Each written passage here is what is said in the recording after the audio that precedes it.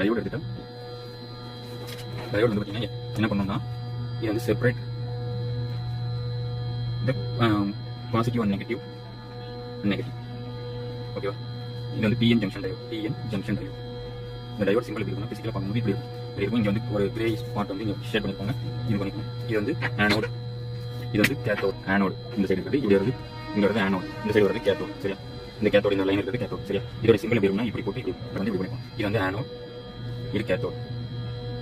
Okay, இதை நான் டெப்தா பண்ணா இது வந்து இங்கே என்ன சப்ளை போகும், இங்கே இருந்து ஆனோட்ல வந்து பாசிட்டிவ் சப்ளை அவ்வளோதான். இதான் பண்ணணும். அப்போ இங்கே வந்து பாஸ் பண்ணி இந்த சைடு வரது வந்து பாசிட்டிவ் தான் வரும். அதே மாதிரி இப்போ கேத்தோடு இப்படி கொடுத்தோம்னா கேத்தோடு பாயிண்ட்ல வந்து இங்கே வந்து பாசிட்டிவ் கொடுத்தா போகாது, ஒன்லி நெகட்டிவ் சப்ளை மட்டும் தான் இங்கே வழியாக பாஸ் ஆகி இப்படி போகும். ஓகேவா. இப்போ நம்ம ஏசி சிக்னல் இருக்குன்னு ஏசி வந்து இப்படி சைன் வேவா இருக்கு. அது ஒரு ரெக்டிஃபை ஃபுல் வேவ் ரெக்டிஃபை மாதிரி பண்ணும்போது பார்த்தீங்கன்னா பாசிட்டிவ் லைன் மட்டும் ஃபார்வர்ட் பேஸ் பண்ணும்போது ஆனோட் மட்டும் நம்ம தனியாக வரும். இந்த மாதிரி சிக்னல் வரும். இது வந்து இப்படி இன்புட் கொடுக்குற டையோடு பாட்டம் அந்த லைன் அது மட்டும் வரும். ஓகேவா. இது வந்து மைனஸ், இது பிளஸ் வரும். ஓகேவா. இதை வந்து